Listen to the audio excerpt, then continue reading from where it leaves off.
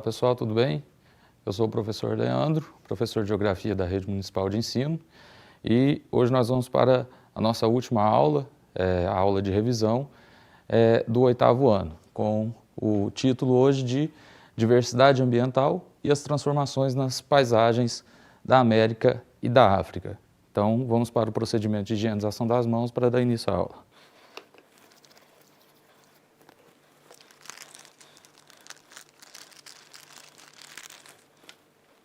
Bom, então, vamos lá, pessoal.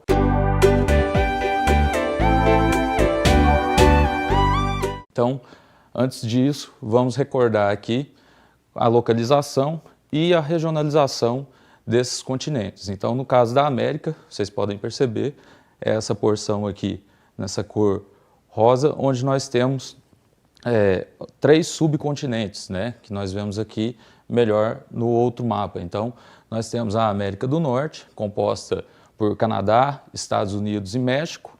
Depois nós temos a América Central, que pega os países aqui entre o sul do México e o norte da Colômbia, estão destacados aqui nessa outra porção do mapa. Então, países como Guatemala, Panamá, Cuba, na porção das chamadas Antilhas. E nós temos também a região aqui da América do Sul, onde se localiza o Brasil. Nós temos do outro lado aqui, na porção mais central do planisfério, a África, na cor verde, onde nós temos aqui, então, algumas regiões também que nós destacamos, né? A África do Norte, na cor verde, nós temos a África subsaariana, que é toda essa porção aqui, onde se encontra na cor laranja. Dentro desse espaço onde se localiza a África subsaariana também, nós temos aqui o chamado Sahel, que é a borda do deserto, então a região ali que faz o limite, digamos assim, que não é um limite preciso, mas o limite com o deserto do Saara. E nós temos também o Magrebe, composto aqui por Marrocos, Argélia e Tunísia. Então, esse é o quadro da localização e da regionalização desses continentes. Do ponto de vista físico, então, nós temos predominantemente no continente americano, na porção oeste, nós vamos ter aí áreas mais elevadas, áreas montanhosas. Então, no caso, por exemplo, aqui da América do Sul, nós temos a Cordilheira dos Andes, que é uma extensa faixa que se estende aqui de norte a sul, como podem perceber. Na porção mais central, nós vamos ter aí áreas de depressões e planícies interplanáuticas. Aqui nós temos, por exemplo, a região do Planalto Brasileiro, que se localiza mais na porção central do território brasileiro. Nós vamos ter a planície amazônica e também a região aqui da planície platina, próxima ali à região da planície do Paraguai, do Pantanal, no Rio Paraguai. Então, essas são umas das principais áreas que se destacam, além também dessa elevação aqui que fica ao norte do território brasileiro, ali no estado de Roraima. Então, norte do Amazonas e Roraima, nós temos uma outra região também com relevo mais elevado. E podem observar que no caso da América do Norte e em porção da América Central também, nós vamos ter essa elevação do relevo. Isso está relacionado ao contato das placas tectônicas que deu origem aí ao surgimento dessas cordilheiras pela aproximação delas. Então, nós tivemos processo chamado de dobramento, os dobramentos modernos que originaram essas cordilheiras. Mais à frente tem um mapa que eu vou mostrar isso melhor para vocês. E aqui na América do Norte também, na porção mais a leste desse território, do continente americano aqui na porção norte, nós também teremos a predominância aí de áreas de planícies e depressões, com algumas outras regiões planáuticas também, com relevos ali na casa de 1.000 até 1.500 metros aproximadamente. Do ponto de vista do clima, primeiro o continente americano, então, vamos começar aqui do norte até o sul. Nós vamos ter, na porção do extremo norte, no Canadá, nós vamos ter a predominância do clima polar, que é o clima que permanece com temperaturas muito baixas, abaixo de zero, boa parte do ano. Logo abaixo, ao sul, nós temos o clima frio. Então, nessa região, no verão, as temperaturas elas sobem um pouquinho mais, mas predominantemente também temperaturas mais baixas ao longo de quase todo o ano.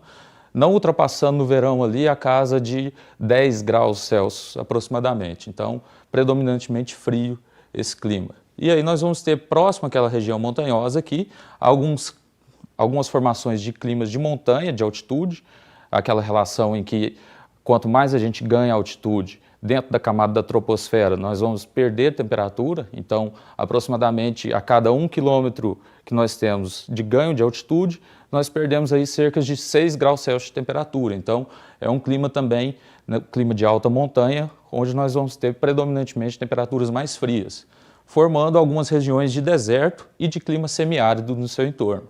Já na porção mais a leste, aqui no sudeste, na verdade, da América do Norte, nós vamos ter a predominância de clima subtropical. Na porção aqui da América Central e Norte da América do Sul, nós temos a formação de climas tropical e também clima equatorial. Observando esse mapinha aqui embaixo, nós temos aqui as zonas térmicas, né? Então observem que aqui nós estamos na região intertropical, que é a região que recebe a maior quantidade de radiação solar ao longo de todo o ano. Então, por isso, climas mais quentes e principalmente o clima equatorial, caracterizado por ser também bastante úmido. Já na porção mais ao sul da América do Sul, nós vamos ter também formação de clima subtropical e a formação de alguns desertos e climas semiáridos na borda desses desertos, com exceção do clima semiárido no Nordeste brasileiro, que ele não tem uma relação direta com o clima desértico ao seu entorno.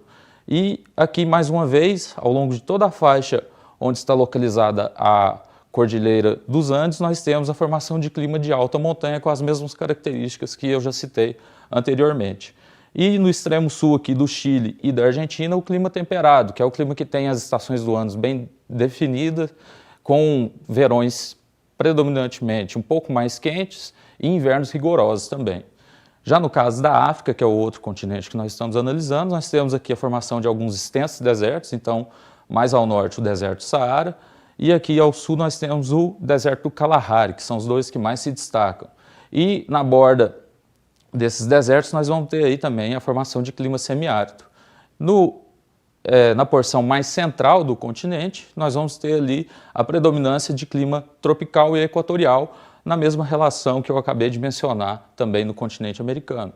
E mais ao sul aqui a formação de clima mediterrâneo, uma estreita faixa de clima mediterrâneo na região da África do Sul. Aqui com relação à vegetação, que tem uma relação, há uma inter-relação, nós dizemos, entre o clima, o relevo e a vegetação, nós vamos observar o quê? Na região, por exemplo, do deserto do Saara, que eu acabei de mencionar, nós vamos ter aí a formação, como o nome já diz, de desertos. Mais ao sul, onde já ocorre o clima tropical, nós vamos ter a formação de florestas, de pastagens e savanas também, principalmente as florestas na região de clima equatorial, o que ocorre também aqui na América do Sul, na região da Amazônia brasileira e na região da Mata Atlântica. Então, esses climas mais quentes e úmidos, eles propiciam o desenvolvimento desse tipo de vegetação mais densa, com maior biodiversidade. E aí nós vamos ter ainda aqui no continente africano, na porção mais ao sul, novamente a formação do deserto, o deserto do Kalahari, que eu havia citado anteriormente.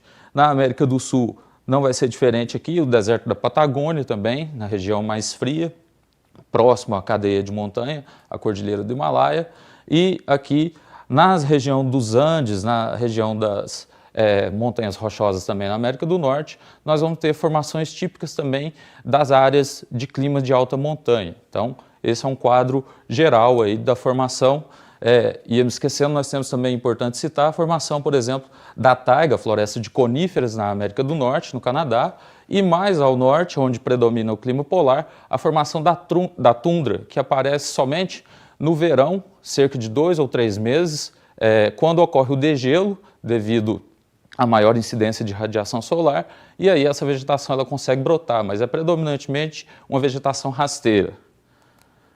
Aqui nós temos então, com relação ao uso do solo e do mar, nós vamos ter a predominância, por exemplo, na região da taiga, floresta de coníferas, que eu acabei de citar, de extração de madeira, então atividade madeireira nessa região, que é uma região por conta da própria floresta e do clima mais frio, dificulta um pouco a determinadas atividades, o desenvolvimento de determinadas atividades humanas.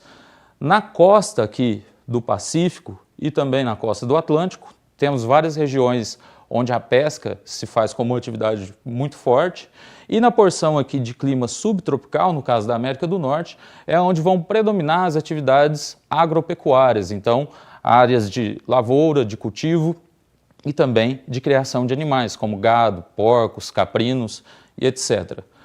E aí nós temos alguns impactos ambientais, problemas ambientais que decorrem da ação humana nesse ambiente. Aqui nós temos então, nessa cor, o risco de chuva ácida, nesse laranja, a bordinha laranja aqui nós temos o risco de chuva ácida, principalmente nas regiões mais urbanizadas, devido à emissão de dióxido de carbono, por exemplo, que polui a atmosfera e aí propicia a ocorrência desse fenômeno da chuva ácida. Depois nós temos também áreas de florestas já devastadas, esse verdinho com alguns pontinhos vermelhos, risco de desertificação, então na borda das regiões já desérticas principalmente, ocorre um maior risco de desertificação, então já são regiões mais áridas que sofrem influências desses desertos no seu entorno.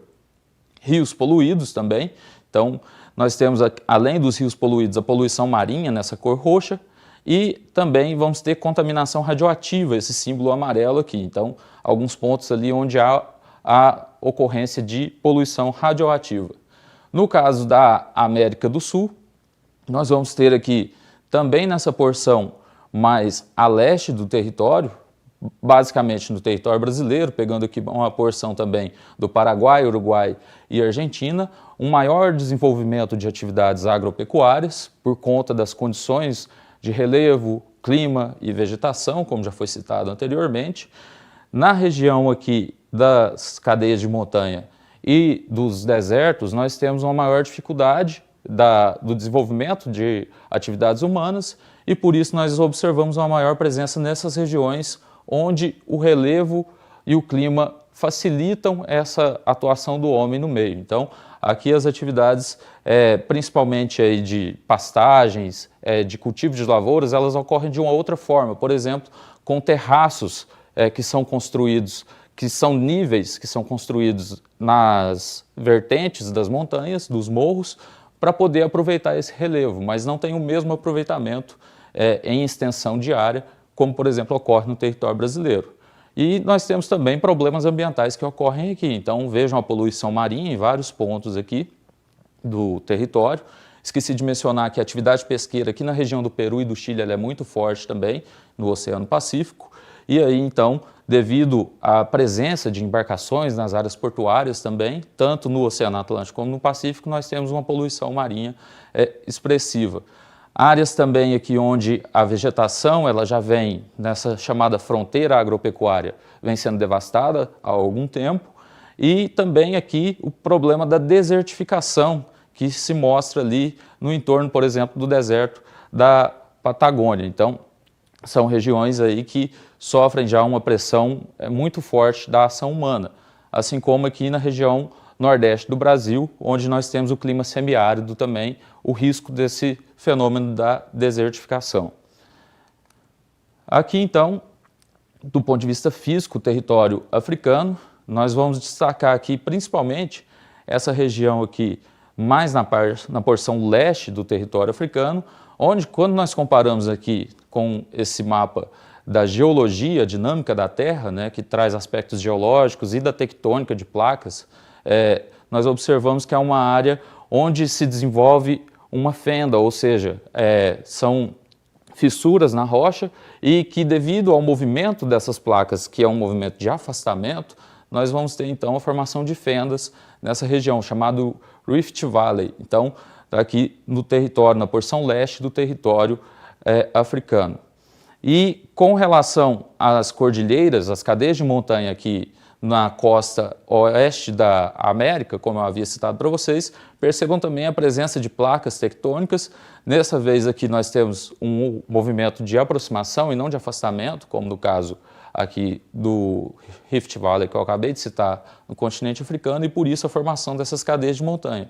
E percebam que em todas essas regiões onde há ocorrência de contato de placas tectônicas, há também uma intensa atividade vulcânica, representada por esses pontinhos aqui vermelhos, que são os vulcões em atividade principalmente. Do ponto de vista do aproveitamento do território africano, do uso da terra e do mar, nós vamos ter também ao longo da costa e áreas onde a pesca é uma atividade presente também e que é importante para esses países. Percebam que na região do deserto do Saara, principalmente, nós vamos ter ali a formação de oásis, mas uma atividade humana mais escassa, principalmente o chamado pastoreio nômade, ou seja, são criadores de animais que eles migram de uma área para outra em busca de recursos, já que é uma área que tem uma maior escassez de recursos. Já quando nós vamos mais para o sul do continente, nós temos aqui uma forte atividade agropecuária, no clima tropical, na região da savana, que propicia um maior desenvolvimento dessas atividades. Na região da floresta do Congo, onde nós temos o clima equatorial, nós vamos ter também a extração de borracha, do látex que dá origem à borracha, então, e ao longo aqui também do Vale do Rio Nilo, que representa aí uma área também bastante fértil pela presença desse grande rio nessa região.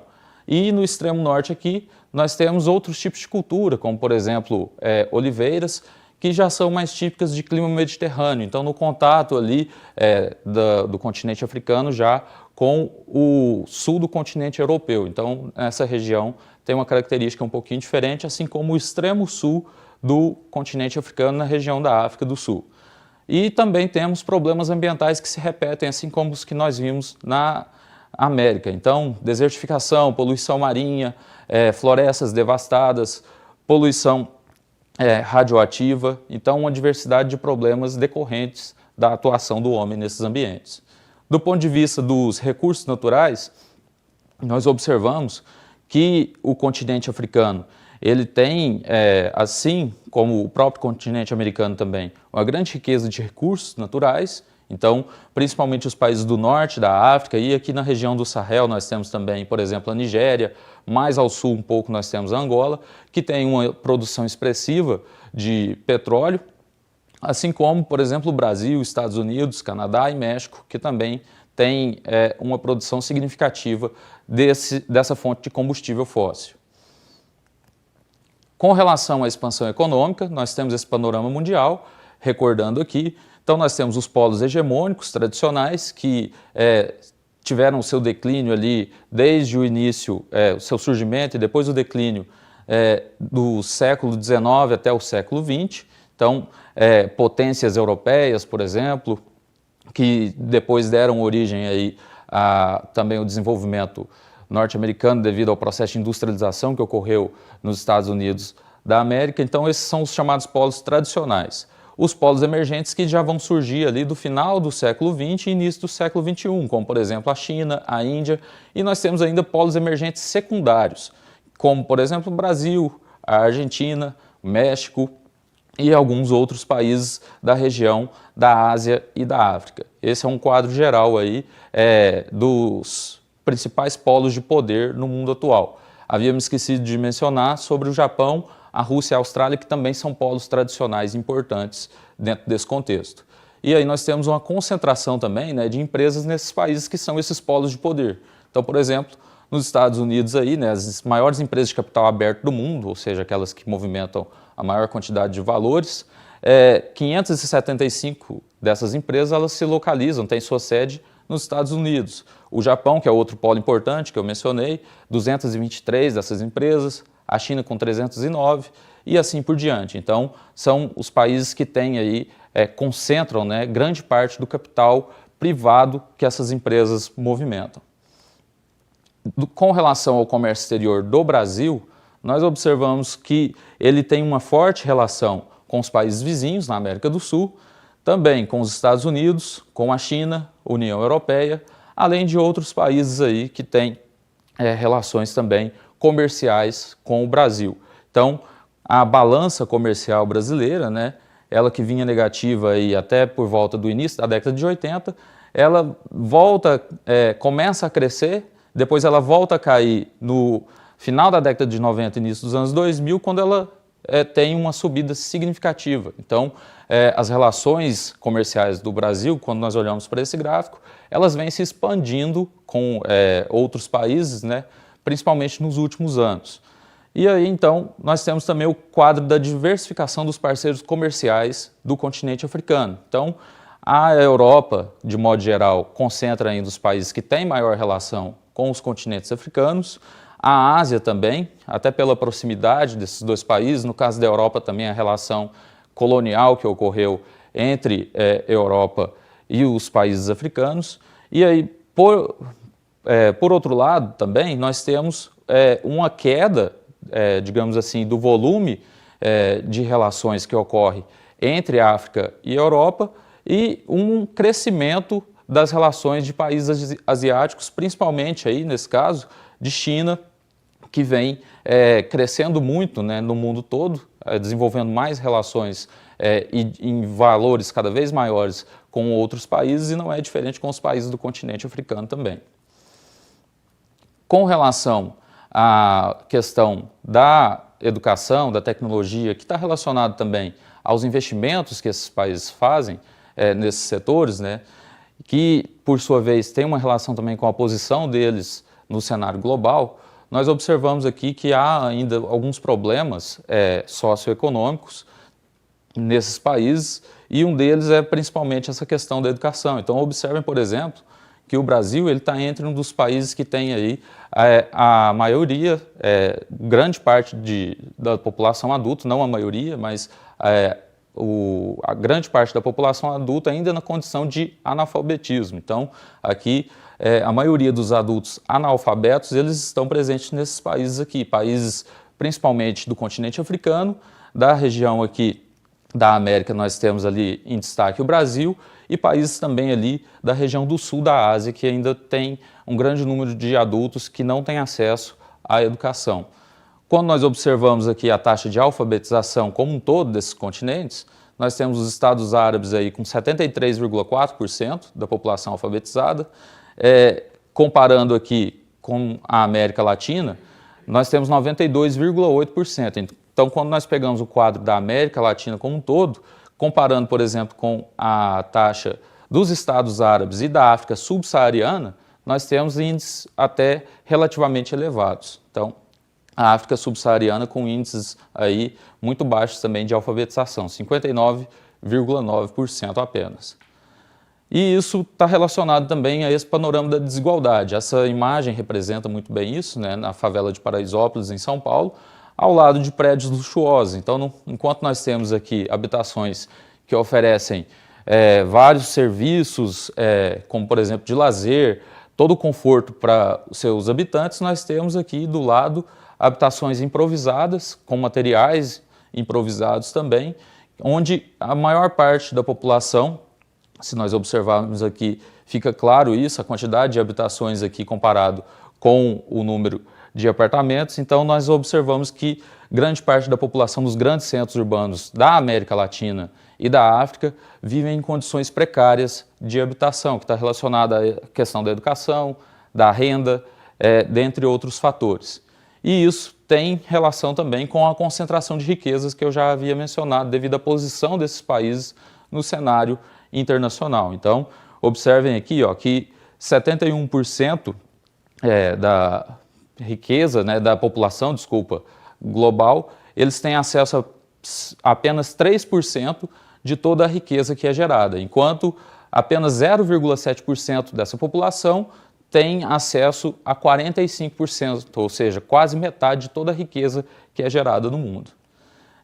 E aí isso também vai mostrar para a gente, esse desenvolvimento tecnológico, investimento em setores estratégicos, vai mostrar para a gente aí a configuração de diferentes espaços, tanto no campo quanto na cidade. Então, nos espaços produtivos, por exemplo, a mesma atividade realizada, que é a colheita da cana-de-açúcar, nós vamos ter aí, em alguns espaços, atividades extremamente desenvolvidas, com maquinários com tecnologia bastante avançada, em outros espaços aí, trabalhadores com instrumentos manuais, ainda uma atividade bastante degradante devido às condições de trabalho.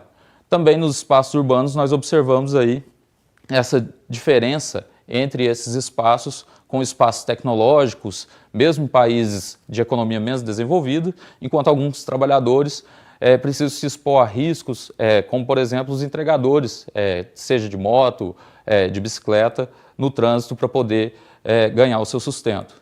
E aí isso também vai ter relação com outros problemas, como congestionamentos, o saneamento básico, esgoto que não é tratado corretamente, a segregação socioespacial que a gente já viu e também o comércio informal que boa parte da população precisa realizar para poder garantir também o seu sustento.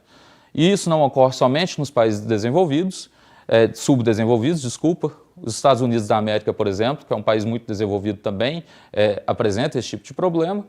E ainda nós temos problemas relacionados a conflitos, como por exemplo no Sudão do Sul, onde a população que já vive em condições precárias precisa deixar as suas habitações, seu lugar de moradia, muitas vezes, para poder viver refugiada em outros locais, fugindo de conflitos armados, por exemplo. Outro ponto importante também é que, apesar dessas condições precárias, alguns países eles têm avançado no desenvolvimento socioeconômico, então tem melhorado um pouco as condições de renda, de acesso à tecnologia por parte da população, o que ainda é muito tímido, digamos assim, mas é uma melhoria que tem garantido aí acesso a essa população e garantido também, em muitos casos, acesso a conteúdos, a informações que essa população anteriormente não conseguiria ter.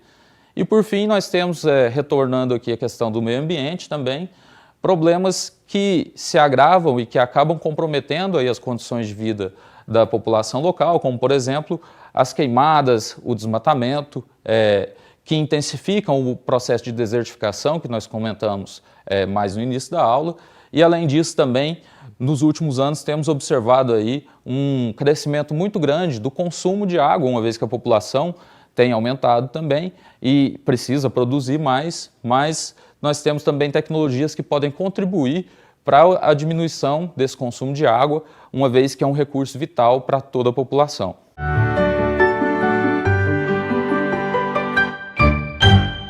Bom, então é isso, pessoal. Essa foi a nossa última aula desse ano. Nós sabemos que nesse formato aqui, diferentemente da sala de aula, nós não temos talvez o mesmo aproveitamento pelo contato entre professor e aluno. Todavia, nós tentamos fazer aqui o melhor, espero que tenha conseguido transmitir o máximo de conhecimento para vocês. Ainda tem algumas atividades aí para serem realizadas nesse restante do ano e depois disso, então, bom descanso aí para vocês, boas férias e é isso aí, pessoal. Muito obrigado. Um abraço a todos.